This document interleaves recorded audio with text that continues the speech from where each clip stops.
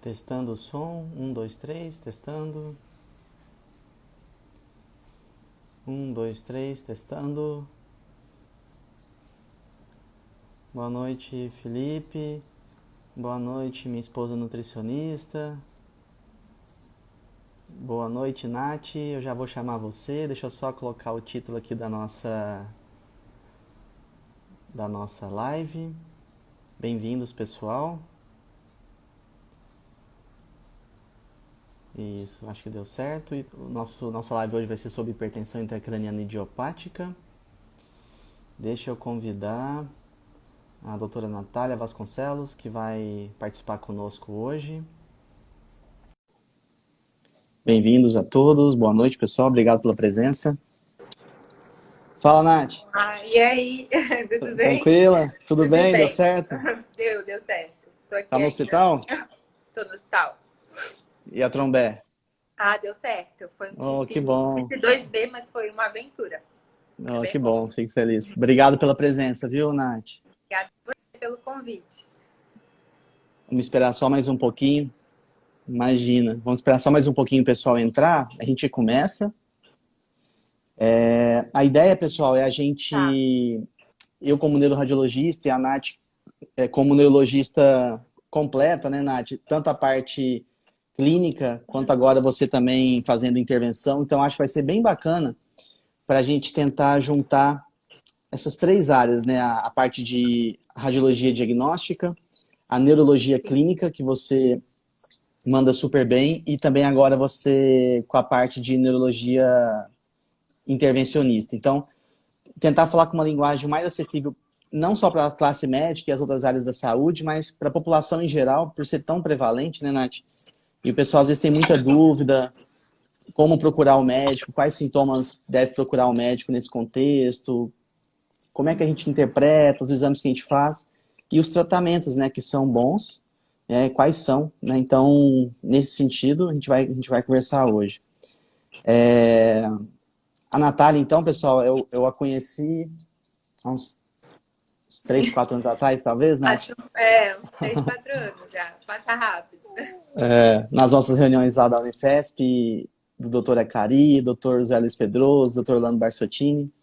E é uma parceira que eu tenho, que sempre ajuda nas dúvidas clínicas de neuro. Então, Nath, eu quero te agradecer de coração pela presença. Eu sei que sua agenda é corrida, não tem muita hora, né? Os procedimentos não tem muita hora para acontecer. E obrigado por topar essa parceria e participar aqui com a gente, tá bom? Tá, não, obrigada eu por ter convidado.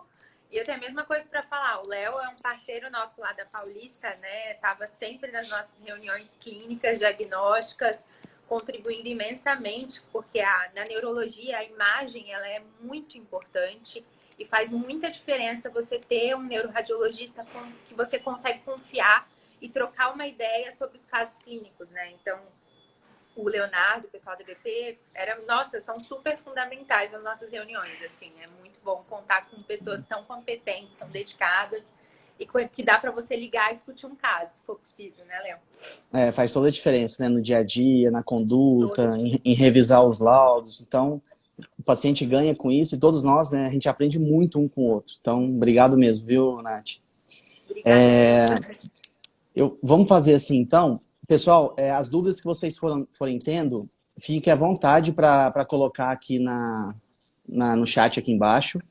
Eu vou ajudando a Nath a ver as perguntas e vice-versa, para a gente tentar ir respondendo em tempo real. E se não der tempo, no final a gente vai tentar deixar um tempinho também para as perguntas. E depois a gente também tenta responder nos directs, eu ou a Nath, da melhor maneira possível. Combinado? Tá bom, né, Nath? A gente vai tentar responder o máximo aí para todo mundo.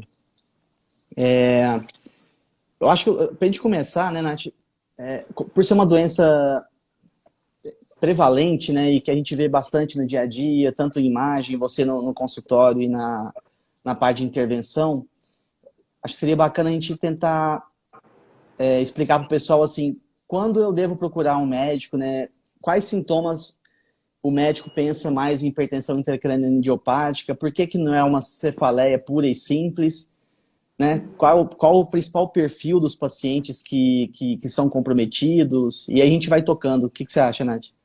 Acho ótimo. Fechou. Tá, joia? Fica à vontade. Tá.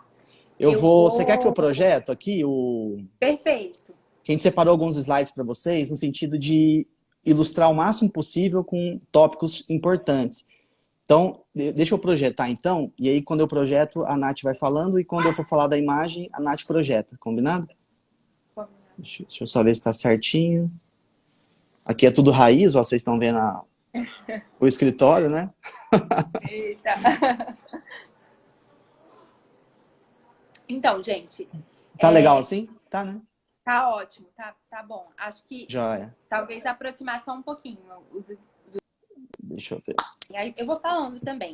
A hipertensão intracraniana idiopática, ela é uma condição clínica que tem uma prevalência, assim, uma incidência de mais ou menos 2 para cada 100 mil habitantes. Só que quando a gente considera os principais fatores de risco, que são mulheres em idade reprodutiva e mulheres que estão acima do peso, essa incidência ela aumenta para quase 20 para 100 mil habitantes. Então, é muito importante considerar esses fatores de risco, que são os principais fatores de risco para a doença. Obesidade, mulher em idade reprodutiva, mais ou menos dos 20 aos 44 anos. E, bom, o que é, né, essa síndrome? É uma paciente, normalmente uma mulher jovem, que vai chegar com um quadro de dor de cabeça. A gente fala que é uma cefaleia progressiva, muito importante, que às vezes ela tem característica de enxaqueca. Então, isso confunde um pouco para o neurologista do pronto-socorro, porque eventualmente é uma mulher que também é uma faixa etária que é muito acometida com a doença enxaqueca, né? E ela vai chegar queixando de uma cefaleia importante, intensa, que está piorando de intensidade. Eventualmente ela pode ter náusea, vômito, piora com a luz, piora com barulho. E aí ela é medicada no pronto-socorro e liberada para casa. Mas ela volta com uma piora da dor e, eventualmente, ela começa a queixar de um quadro de turvação visual. Ela está embaçando a visão. E esse é um sinal para o neurologista que ele tem que considerar o diagnóstico diferencial de uma hipertensão intracraniana idiopática. Bom, Ô, Nath, e... Fala, Léo. esse embaçamento que o paciente vai sentir é acompanhado de dor ou não? É só o embaçamento? Normalmente ele tem quadros de turbação visual com uma dor de cabeça importante, mas eventualmente ele pode ter uma queixa de a gente fala que é um obscurecimento visual transitório. Ele perde a visão de modo transitório e a visão volta. Ou, em quadros um pouco mais importantes, o paciente pode queixar de zumbido pulsátil, um zumbido que é sincrônico ao pulso. Certo. E, eventualmente, pode, num quadro mais avançado ainda, além de perda visual, a paciente também pode queixar de uma perda auditiva, né? Uma hipoacusia por uma lesão mesmo do oitavo nervo. E é importante falar, Léo, que eu acho que para chamar de hipertensão intracraniana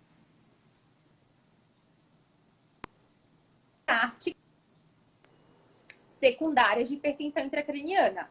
Então, se chega uma paciente jovem, mulher, em idade com uma queixa de uma resistente, que está com turbação visual, essa paciente tem que ser investigada com uma angiotomografia ou uma angiorressonância para a gente poder descartar obrigatoriamente trombose venosa de seio. Eu falei um pouquinho Isso, mais então, enfatizar, né, nesse cenário, então, enfatizar que a suspeição primeiro é clínica, né, como grande parte da neuro, mas a importância do exame de imagem, né, nesse cenário é fundamental, né, já que é um diagnóstico de exclusão, não dá para a gente ter certeza que a hipertensão é idiopática, né, sem uma causa aparente, sem fazer exame de imagem, né? Não, é fundamental a imagem. Isso. Aí, você falou muito que só pegar esse gancho, você falou muito de paciente feminino, a gente sabe que é o mais comum, mas você consegue ter uma ideia de, não sei, em porcentagem assim, quantos homens você costuma pegar também com hipertensão? A proporção de homem para mulher? Eu peguei alguns homens, assim, claro, eu não tenho tanto tempo de prática, assim, de consultório, mas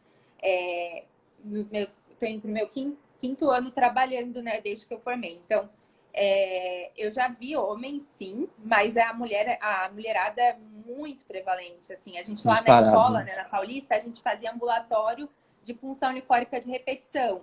E assim, 95% era mulher em idade reprodutiva e a maioria vinha com essa comorbidade, né, associada com a obesidade.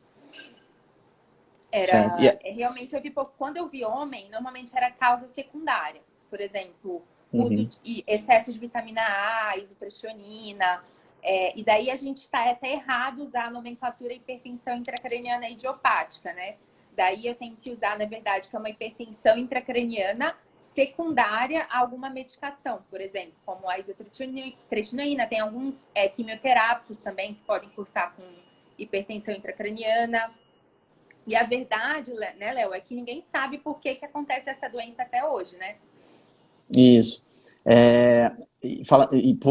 Vamos chegar nesse ponto. Deixa eu aproveitar e responder a pergunta da Aline, que perguntou assim, como é que a gente faz para diferenciar a trombose profunda, já que é semelhante aos sintomas, né, Nath? Clinicamente, realmente pode ser muito parecido, mas é aí que entra a importância que a gente falou também do exame de imagem, né, principalmente com o estudo vascular venoso, porque a gente vai estudar vaso por vaso, seio venoso por seio venoso, para realmente ver se está pérvio ou não. E aí, por imagem, a gente exclui essa dúvida, mas clinicamente, né, Nath, realmente o diagnóstico é parecido, né? Os sintomas são parecidos, né? Não dá para diferenciar. Precisa de um exame de imagem, né, para a gente poder avaliar realmente. E não é só uma tomografia simples, né, Léo? Precisa ser uma anjo, né? Precisa ter contraste. Na sem contraste, tanto na tomo quanto na ressonância, a gente vai ver daqui a pouquinho, a gente pode ter vários sinais indiretos, sim, mas o padrão mesmo, o padrão ouro é para a gente, tem que injetar contraste para a gente estudar a perviedade dos seios. Nath, a Ai Dantas, boa noite, Ai. Ela faz parte, ela estudou também pelo grupo do WhatsApp, do Instagram, que chama, que está sobrevivendo à hipertensão intracraniana idiopática. Eles têm um grupo bem robusto desse assunto. E acho que até um tema que a gente podia discutir, já que às vezes é um pouco controverso. Ela falou que a maioria das pessoas não são obesas. Na minha prática, a maioria na minha prática também. Até você... Pode falar. Não, pode falar. Até você colocou aqui no... Não é uma doença exclusiva de pacientes obesos, em hipótese alguma. Isso. Eu acho que é uma doença que acomete muito mulher em idade reprodutiva. Inclusive, especula-se que o estrogênio e a progesterona, eles podem ter um papel na fisiopatologia da doença. Mas também se fala sobre o tecido adiposo, a gente sabe que ele é produtor de adipocinas. E essas adipocinas são hormônios que acreditam que tenham um efeito em alterar a reabsorção de líquor pela granulação aracnoide. Agora, não é um único fator, mas já foi comprovado que o tratamento, por exemplo, da obesidade com cirurgia bariátrica pode, inclusive, reverter o quadro de hipertensão intracraniana. E não é só obesidade. Às vezes é uma mulher que era muito magra e ela, de repente, ela teve um ganho de peso excessivo por conta de uma gestação, por exemplo. Ela ganhou 20 quilos. E aí ela abre um quadro de hipertensão intracraniana. Mas claro que não é exclusivo. É só um fator que é comprovadamente na literatura médica associado à piora. Ao abrir da doença. Tanto o secretor de hormônios femininos, igual você disse, e também secretor de citocinas, né? Essa cascata inflamatória, que o tecido adiposo também corrobora para tudo isso.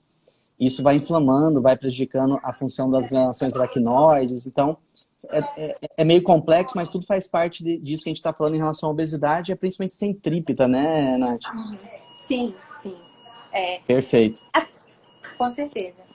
Quer mostrar um pouquinho, Léo, sobre os seios? Falar um pouquinho sobre... Deixa eu voltar aqui, né? Ó. Deixa eu mostrar. Isso aqui é legal, ó, ótimo. Você quer falar dessa parte, que é um complemento importante para vocês, né? Não, com certeza. Então, como eu falei, qualquer pessoa que você vai chegar no pronto-socorro, você vai desconfiar. O neurologista, ele não pode sair sem o oftalmoscópio dele de bolsa. A oftalmoscopia direta, ela faz parte do exame neurológico, ela é fundamental, né? Então, vai ser um paciente que vai entrar queixando de cefaleia, já com queixa de turbação visual.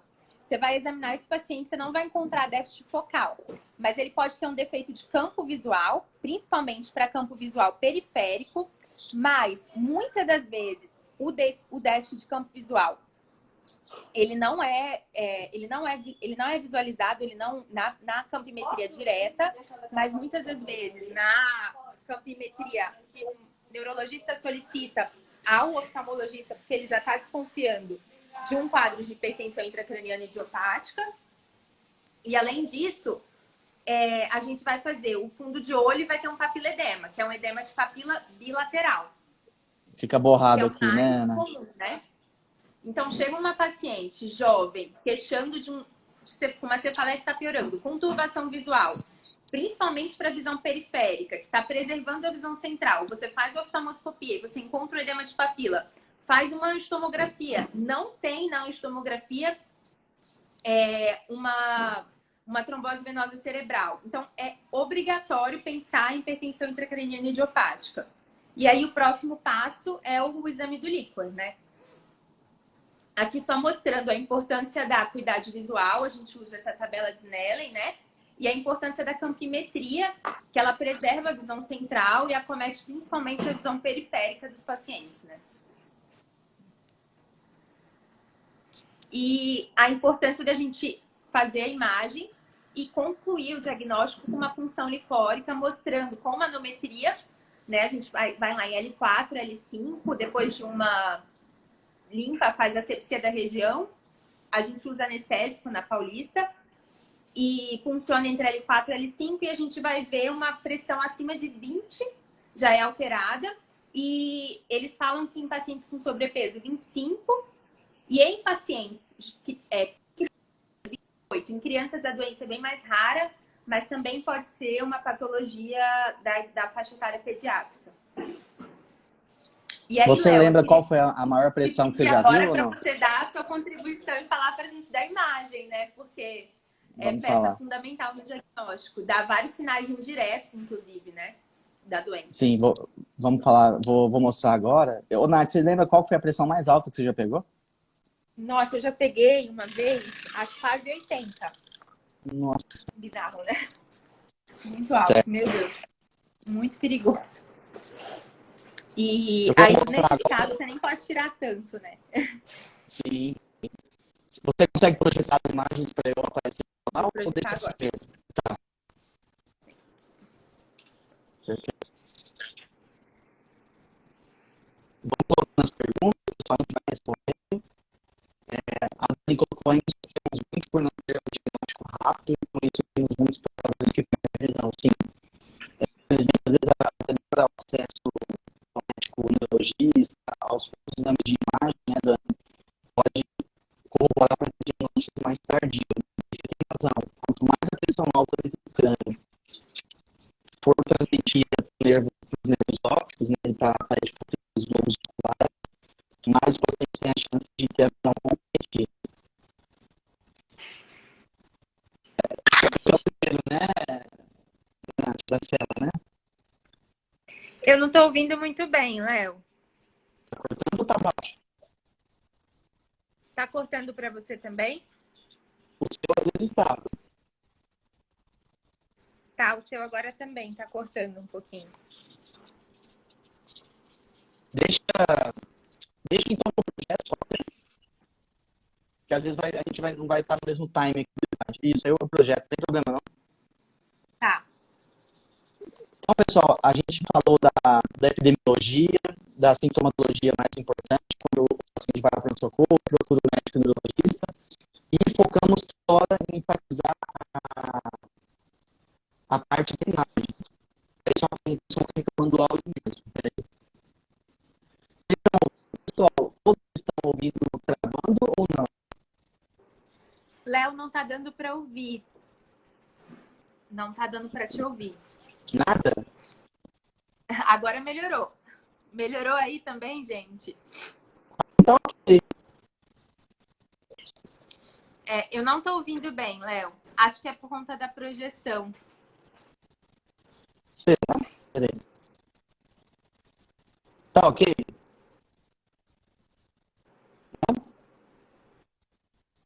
Não tô ouvindo.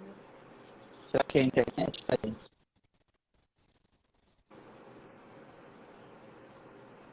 Tenta colocar na do celular, Léo. Na câmera do celular? Não, colocar na internet do celular, sem ser internet de casa.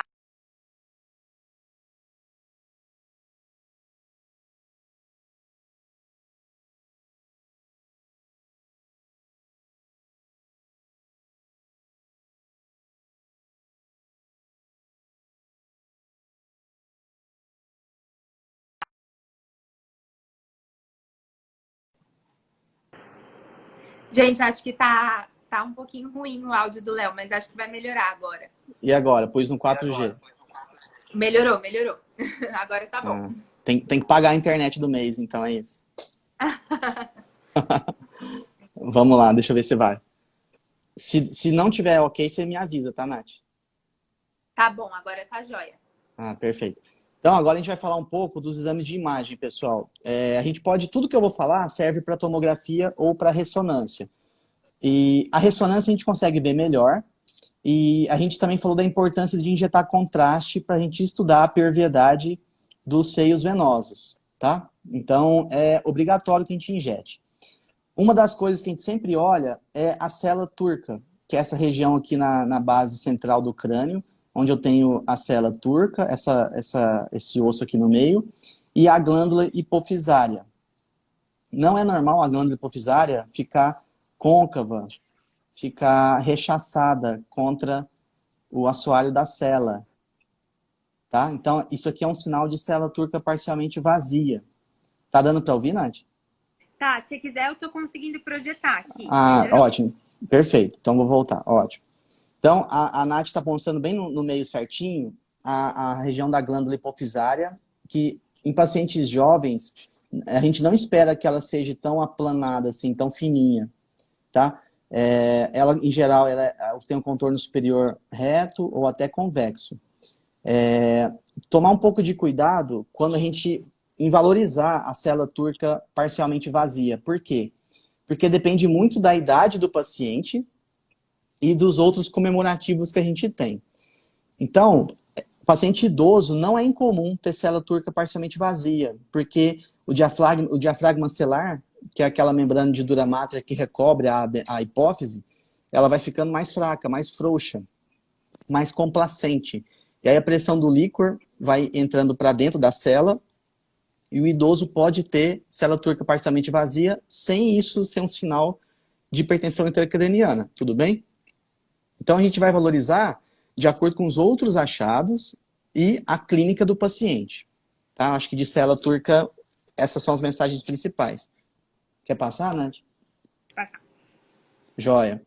Aí, agora é um corte axial que a gente está vendo para estudar os globos oculares e os nervos ópticos. É uma sequência com contraste num estágio um pouco mais avançado. Vejam onde está a setinha. Eu tenho uma impregnação na papila óptica. A papila óptica está proeminente, né? Está bojuda. Isso também não é o normal da gente encontrar. A gente não espera ver um realce tão importante assim. Isso acontece secundariamente à tortuosidade dos nervos, proeminência do espaço licórico ao redor dos nervos e a compressão na cabeça dos nervos ópticos. Pode passar, Nath? Isso. Agora a gente está vendo uma sequência, principalmente a do lado esquerdo, onde estão as setinhas brancas, é uma sequência axial T2. Está mostrando, de novo, além da proeminência óptica que a gente viu na papila, a retificação da parede posterior dos globos oculares. Eles têm que ser bojudos atrás, não pode ser retinho, igual vocês estão vendo aí. Tá? Por que isso acontece? Isso é secundário à transmissão do aumento da pressão intracraniana através dos canais ópticos, nervos ópticos e cabeça, né, as papilas ópticas. Então, os nervos ficam mais tortuosos, como vocês também estão vendo nessa imagem. O líquor ao redor dos nervos fica mais proeminente. O líquor é essa parte mais clarinha, bem branquinha, ao redor dos nervos. O Ivan até tinha perguntado aqui em cima se a gente tem um valor quantitativo para mensurar essa distensão do líquor. Na literatura, Ivan, ela traz como 2 ou 3 milímetros. Na prática, eu nunca meço, é sempre na análise visual. Eu acho que funciona super bem. Tá bom? Mas você também tem muita experiência, né, Léo? Mas assim, é que em neuroimagem, Nath, tudo que você para ficar medindo muito, eu meio que desconfio se aquilo é reprodutível. Sabe? Então, eu acho que a nossa análise, entre aspas, subjetiva, visual, ela é muito assertiva na maioria das vezes, sabe? Claro, você está na dúvida, você passa a medir, mas sempre, quando você começa a medir muito é porque não está muito clássico. Tá. Então, poucas coisas a gente mede em neuroimagem, assim. Esse eu acho que pode passar, que eu já falei, é da papila óptica e dos nervos tortuosos. E esse é o mesmo entendimento, só que é no corte coronal, né, de frente. Então aí eu pego o nervo seccionado assim na área transversa, que é esse pontinho mais escurinho, envolto por uma área mais branca na sequência T2, que é a bainha licórica proeminente. Isso, a Nath está mostrando certinho ali na setinha. Pode passar, deixa eu só ver se é ainda mesmo. Isso, joia. Esse é um corte de lado, de perfil, que a gente chama de sagital. Quando a gente estuda a tortuosidade dos nervos ópticos, essa tortuosidade ela pode ser tanto no plano horizontal, naquela imagem anterior que a gente viu, quanto no plano vertical, que é exatamente nessa imagem que vocês estão vendo. Ou seja, o nervo ele fica torto no plano sagital, né? Olhando de frente ou de lado, ele fica torto. Essa tortuosidade vertical, ela é ainda mais importante do que a tortuosidade horizontal. Às vezes, de uma maneira discreta, alguns pacientes até têm um pouquinho de tortuosidade horizontal.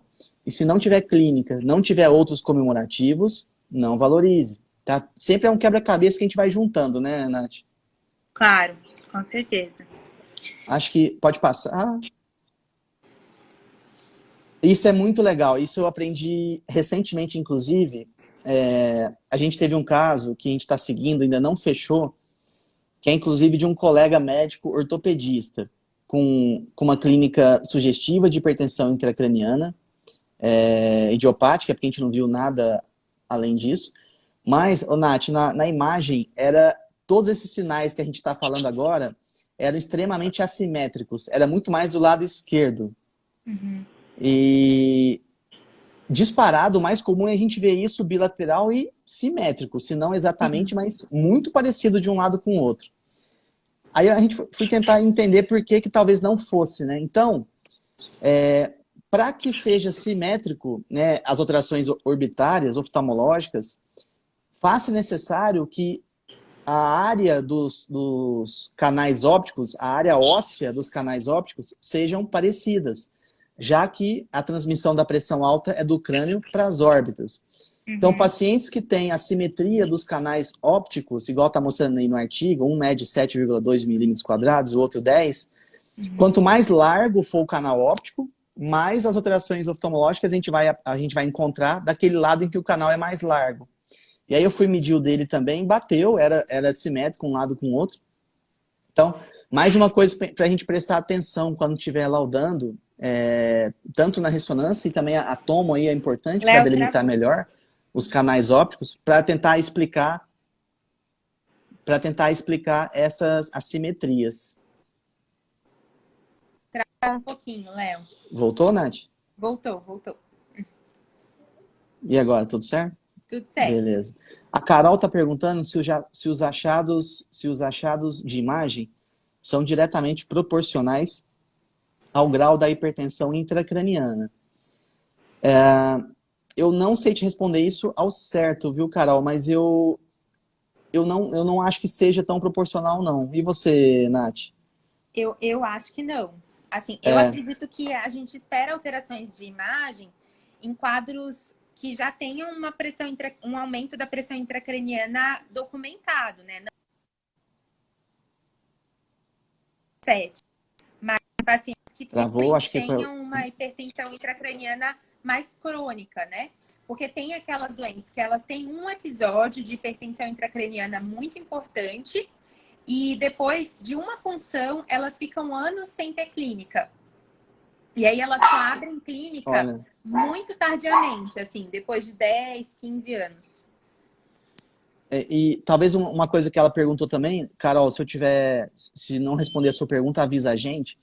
Às vezes, o paciente também tem uma pressão intracraniana aumentada, mas ele tem outras vias de tentar dissipar essa pressão alta. Quer ver um exemplo?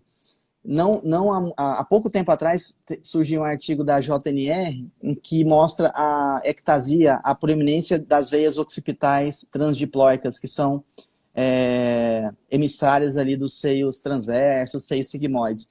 Então, os pacientes que têm essas veias, por exemplo, muito proeminentes, pode ser uma via de escape para não ter tanta repercussão oftalmológica, sabe? Sim. Então, assim, eu acho que não é tão Legal. exata essa correlação mesmo, não, entre a imagem e a clínica. Claro, a gente espera quando vir uma célula muito vazia, os nervos muito tortos, muita ectasia da papila, a gente espera que a pressão seja bem mais alta, sim. Mas eu acho que nem sempre isso é tão matemático, Real, não, né? Não, e que seja assim, mais alto cronicamente, né, Léo? Porque demora um tempo Isso, para você poder ter lesão nervosa. Então, isso, precisa de uma pressão alta sustentada. Eu achei interessante a perfeito. pergunta da Lucila. Meu primeiro diagnóstico foi de trombose venosa profunda. Meu neuro acreditava mais em hipertensão intracraniana, tanto que ele pediu uma angiografia por catéter. Eu achei muito importante porque eu estava dando uma olhada no guideline para fazer stent de seio, né?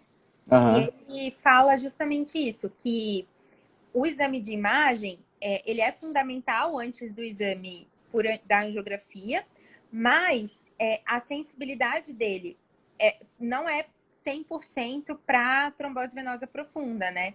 E você já sim. pegou, Léo, muito erro diagnóstico, assim, de trombose venosa cerebral?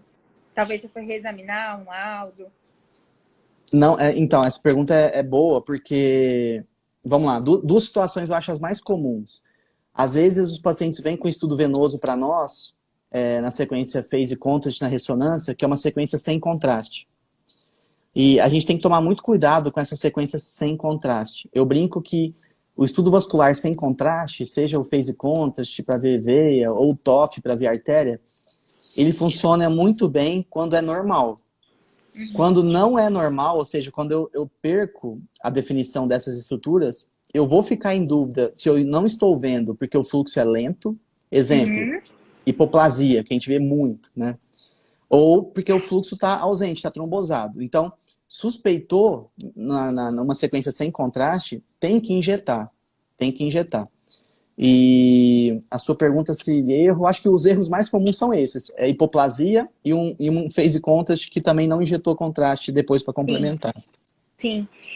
Para te responder um pouco também, Lucila, o que acontece é que 30% da população normal, elas têm estenose de seio, né?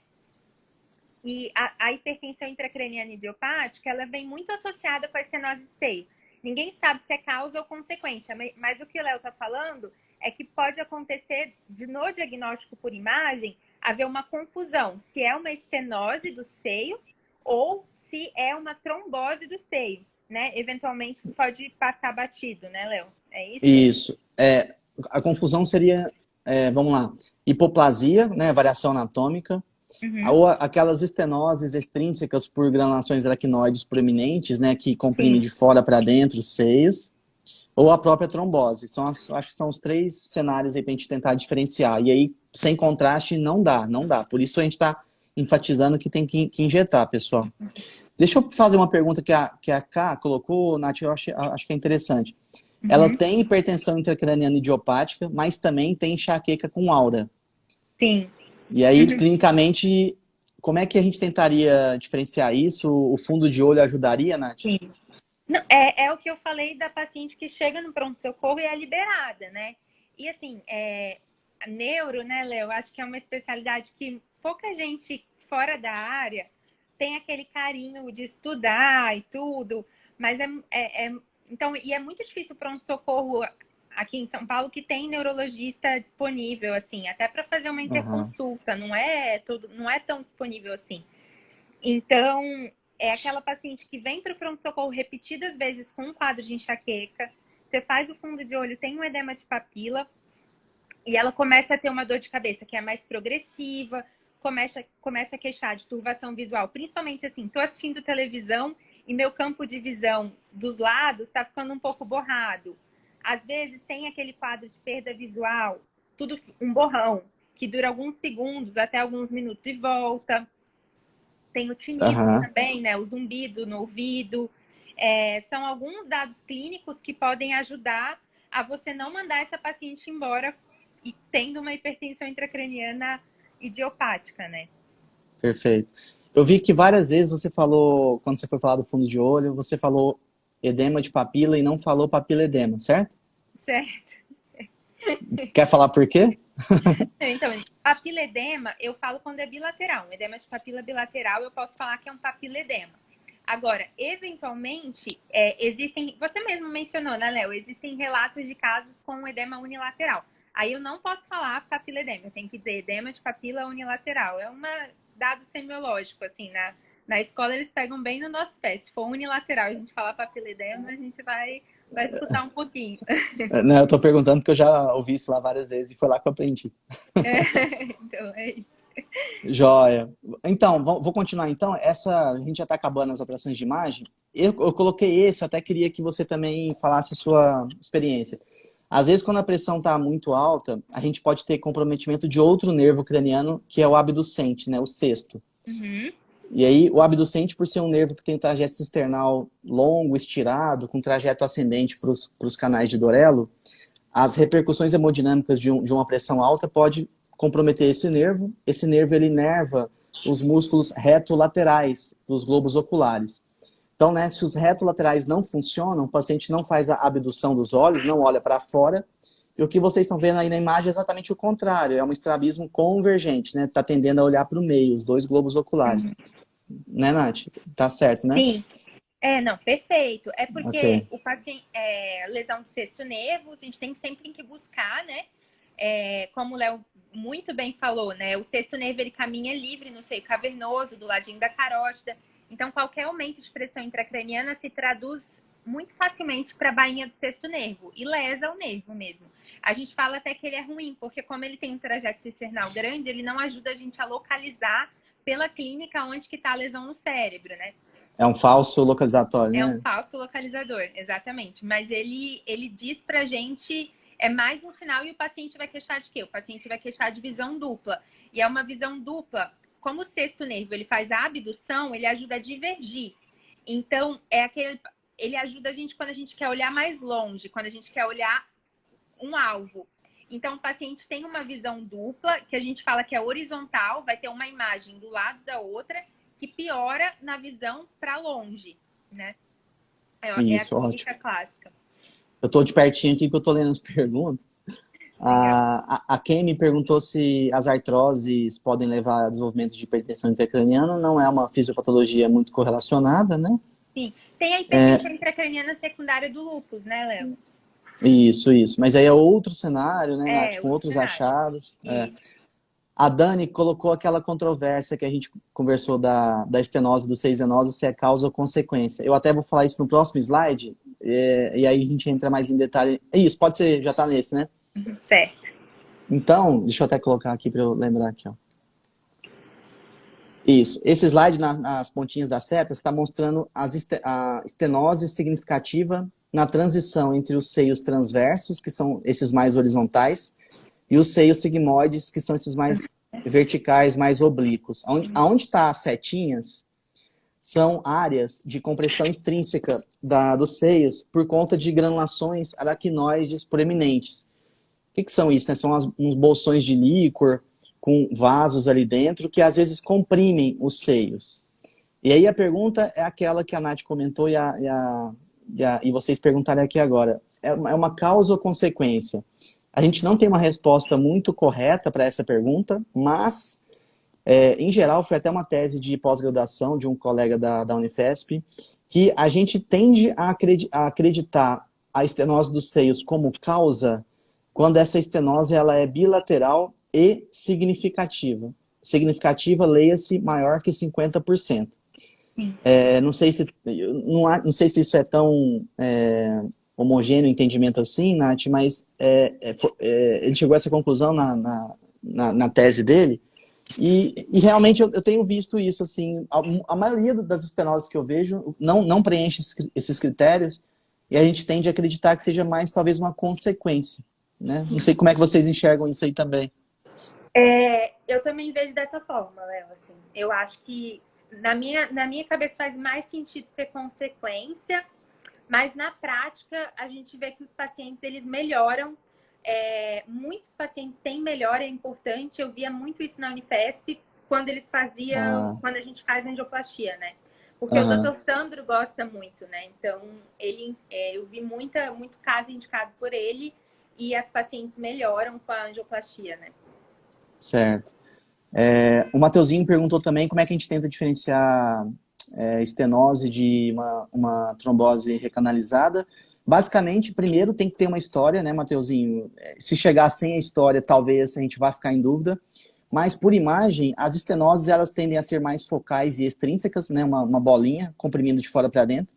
E as tromboses recanalizadas são mais segmentares, os contornos dos seios ficam mais irregulares e com aquelas falhas lineares de enchimento. Então, por imagem, a gente tenta dessa forma. Nossa, tem muita pergunta, por isso que eu estou rodando aqui, viu, né? Que isso, vamos lá. A escavação diagnosticada no exame de retinografia é diagnóstico de hipertensão intracraniana. Quer Não, comentar mais alguma coisa? não, eu acho que não sozinha, né? Nem pouco. A gente tem outras causas para aumento da escavação do nervo óptico, né? Por exemplo, o glaucoma. Certo. Então, não é diagnóstico. A clínica é soberana, né? E a clínica vai ditar o exame de imagem. Então, acho que a sequência, tem até um slide muito bom, Léo, que eu coloquei agora, diagnóstico e manejo, né? Qual que seria a sequência do diagnóstico?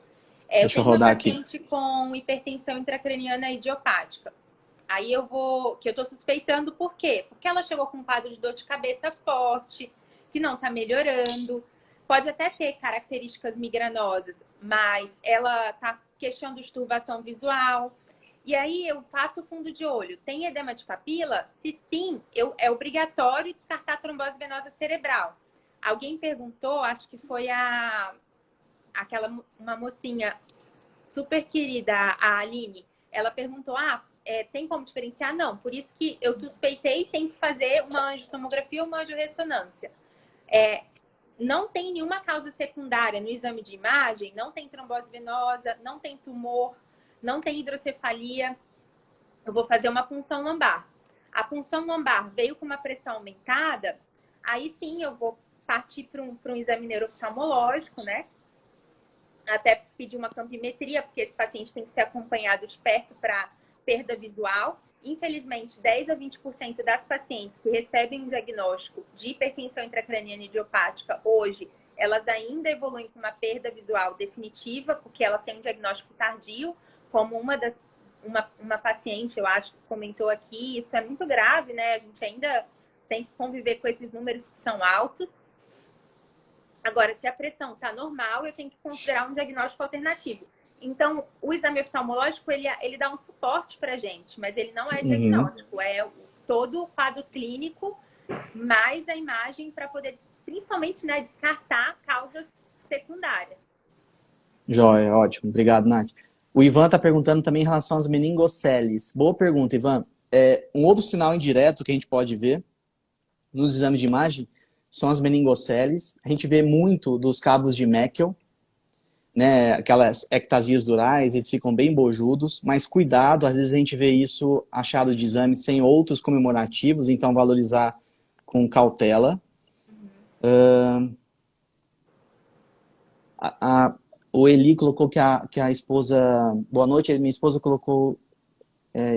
foi diagnosticada com estenose e colocou o stent. Existe a possibilidade de estenose ser causada pela hipertensão? A gente comentou já. Que mais? Dani... Bia...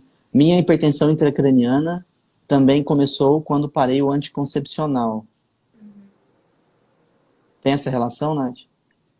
Olha, não li nada sobre isso. O que eu li é que o fator... Existe uma hipótese, mas não comprovada, de que como a doença é mais... Que eu falei, né? Ela é mais prevalente em mulheres jovens na idade reprodutiva, que os hormônios sexuais estão pipocando. É. Então, que eles tenham uma fisiopatologia no déficit de reabsorção licórica, né? Tem alguns estudos que mostram que pacientes com hipertensão intracraniana, eles reabsorvem o líquor de uma maneira não totalmente satisfatória, né? E por isso desenvolveriam a doença, mas nada é comprovado. Ó, essa aqui da Carol é interessante. Meu papiledema está quase zerado, mas ainda sinto muitas dores de cabeça e escuto barulhos constantes. É possível estar com a pique alta sem o papiledema? Sim, sim. Ainda mais se você já tratou, né? Talvez você melhorou a visão, mas pode sim. E aí tem indicação com repetição fazer punção lombar, Nath, ou não? Eu faria uma Para monitorar isso. nova, eu faria uma nova punção lombar para poder verificar a pressão, com certeza. Com certeza. Uma Certo. manometria, né? Uma pele com uma punção lombar com a manometria, para poder verificar se ainda tem uma pressão alta. E repetiria também a angiorressonância, né? Faria com contraste, a importância de não fazer o TOF, né? Fazer o contraste, para poder avaliar a estenose de seio. Porque se a paciente já está, inclusive, acho que a gente pode entrar um pouco nisso, né? Se o paciente já está com tratamento otimizado. Vamos falar do tratamento, ótimo. É. Ó, falta 15 minutos, hein? A gente empolga e esquece do tempo aqui. Então, ó, o tratamento, então, a gente pode considerar a punção lombar de repetição, inicia o tratamento medicamentoso, né, com drogas inibidoras da anidrase carbônica. A anidrase carbônica participa da produção de líquor, né, então a gente inibe com acetazolamida. A gente pode usar doses até 3.000 miligramas por dia, sempre começar devagarzinho e ir aumentando aos poucos, porque a acetazolamida tem bastante efeito colateral, assim como o topiramato. Pode dar formigamento na ponta dos dedos, né? O topiramato está associado a esquecimento. A gente chama de parestesias, né? Esses formigamentos nas pontas dos dedos. Pode dar náusea, algumas alterações hematológicas. Então, a gente não começa com dose alta, a gente começa baixinho e vai aumentando aos poucos. A punção lombar de repetição, se a paciente está evoluindo com uma perda visual muito grave, eu lembro uma vez que eu estava de plantão na neuro e eu peguei no hospital particular aqui em São Paulo, eu atendi uma paciente com uma pressão de 50, mas que já estava com muito zumbido e uma perda visual, assim, muito importante. Então, ela foi direto para a derivação ventrículo-peritoneal, né? Porque ela tinha uma ameaça importante. Mas, quando a paciente chega com sintomas leves, a gente pensa na derivação ventrículo-peritoneal só se ela ficar refratária. Por que isso? Porque a DVP, ela tem uma taxa de complicação que não é irrisória, né? Além do procedimento ser tecnicamente desafiador, no sentido que, numa pressão muito alta, o ventrículo colaba, fica muito pequeno e a posição do catéter é um pouco desafiadora, tem os problemas técnicos, infecta, pode ser necessário trocar, uma paciente vai ter que ser seguida de perto. Então, a gente não indica num primeiro momento, a não ser nessas condições clínicas de perda visual importante, perda auditiva. Agora, se ainda assim a paciente está piorando, e esse estudo aqui da JNR, ele mostra que 38% a 45% das pacientes, eles têm piora dos sintomas, apesar das estratégias clínicas, aí a gente parte para uma outra proposta terapêutica. Só falar um pouquinho que também na perda visual a gente pode fazer a fenestração do nervo óptico, que é muito feito em alguns centros dos Estados Unidos. Eu acho que tem uma faculdade em Washington que faz bastante. A questão é que a fenestração, ela não trata a causa, né? Ela só vai ajudar a paciente a não perder a visão. Agora, ela não vai no cerne do problema, que é tentar melhorar a cinética de líquor da paciente, né? E nos casos refratários, então, né? Quer falar desse, né? Nos casos refratários, a gente pode pensar... Aí, isso aqui é um guideline para estente de seio, né? Como o Léo falou, eu faço fellow em neurointervenção aqui no HC, estou até aqui agora. E nessas pacientes que evoluem, apesar do tratamento clínico, se a gente faz uma angiografia cerebral, né, que é o cateterismo cerebral, e a gente encontra uma estenose significativa, como o Léo mencionou, principalmente acima de 50%, com um gradiente pressórico, o que é isso? A gente conecta, né, um manômetro ao nosso catéter diagnóstico e a gente mede a pressão antes da estenose e a pressão depois da estenose. Quando a gente encontra um gradiente superior a 8, a gente pode indicar o procedimento. Mas, claro, que normalmente não é a nossa primeira opção terapêutica, né? Até porque é um procedimento invasivo, não é isento de risco, tem uma complicação maior de 1,6% a 2,9%. Por exemplo, se a paciente não usar direito o antiplaquetário que a gente faz, né? Ou o AS e o Plavix. Antes do procedimento, a gente mantém depois do procedimento o AS. E se a paciente não adere a um tratamento, pode acontecer uma trombose do seio, eventualmente até aderindo a um tratamento. Então, não é isento de risco e a gente costuma guardar essa estratégia para as pacientes que não respondem à terapêutica medicamentosa. Ô, Nath, se a estenose for bilateral, faz bilateral o stent ou só une? Como é que é a escolha? Então, normalmente unilateral. Agora, se, por exemplo, eu encontrei alguns relatos de caso de retratamento, né? A paciente fez uma vez, não melhorou. Mas normalmente você já vê uma melhora instantânea. Você, por exemplo, você faz o... Se você quiser mostrar, Léo. Deixa eu pôr aqui, ó. A primeira é uma imagem... É um caso daqui, né? É uma imagem oblíqua. Acho que tem que só parar no finalzinho. Aí dá pra ver que o seio transverso direito, ele tá bem estenosado. O outro lado, Léo. Ali. Tem uma estenose bem importante, né? Bem na transição do transverso com o sigmoide aqui. Sigmoide. Né? Exato. Daí, ali só uma outra imagem também mostrando a estenose, mas agora no perfil, também na transição do transverso com sigmoide. É uma estenose superior a 50%. Essa paciente, ela tinha um gradiente pressórico de 12 e ali mostrando o resultado, né? Depois da colocação do stent. E a melhora costuma ser imediata. A gente mede o gradiente pressórico depois do procedimento e já vê uma melhora imediata, né? Desse gradiente de pressão. Só para ver as duas aqui, né? E a gente também... A paciente fica usando antiplaquetário, segue acompanhando, né? Mas, assim, tem uma taxa de melhora bem importante, bem significativa. É claro que não tem que ser indicado de maneira fútil, né? Por exemplo, nas pacientes sem gradiente ou nas pacientes que não tentaram nada ainda. Ótimo, ótimo. Muitas dúvidas, né, Nath? Não, mas será ótimo. Ó, a gente tentou responder a maioria, mas... eu tô vendo que ficaram algumas sem responder vocês. Podem nos chamar depois no direct, tanto eu, a Nath, para tentar responder essas que a gente não conseguiu. Mais alguma importante que eu deixei passar, Nath? Eu não tô vendo muito. Uma telespectadora perguntou se tem risco de morte a hipertensão intracraniana idiopática. Tem, né? Assim, eu nunca vi, mas eu acho que pode acontecer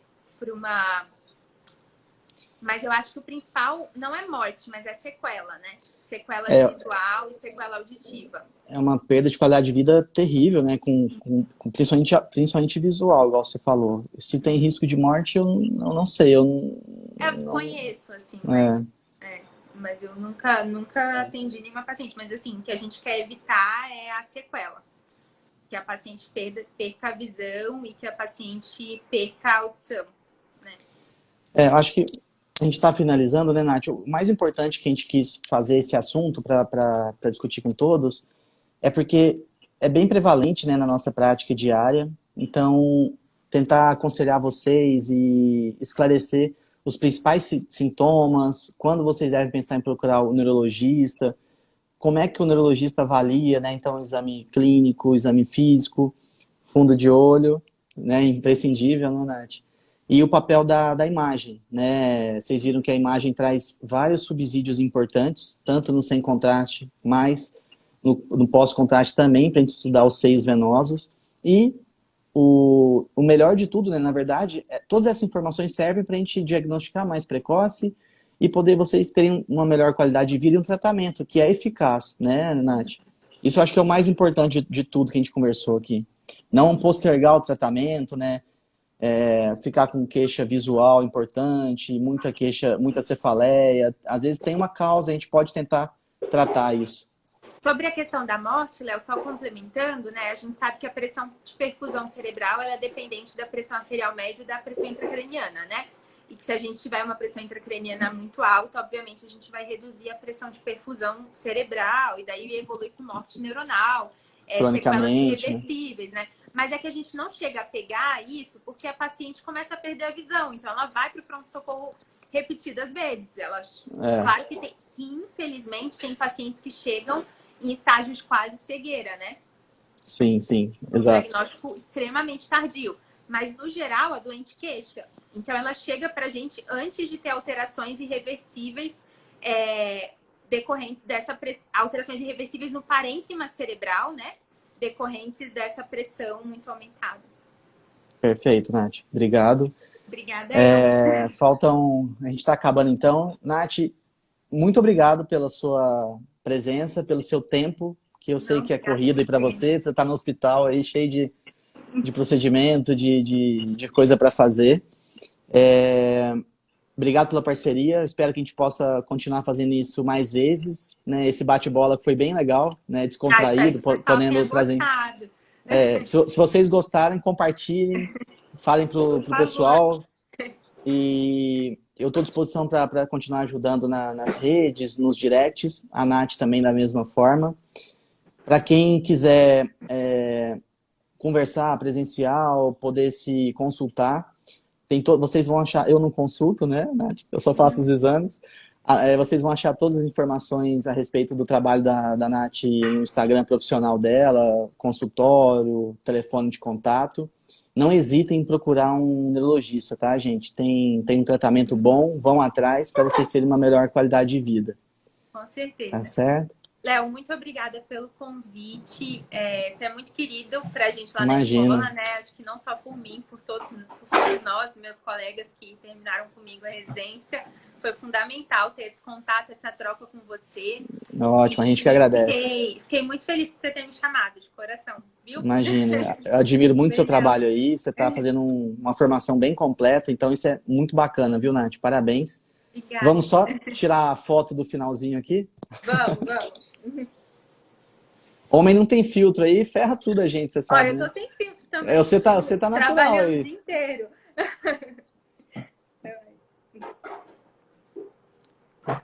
Perfeito, obrigado, viu?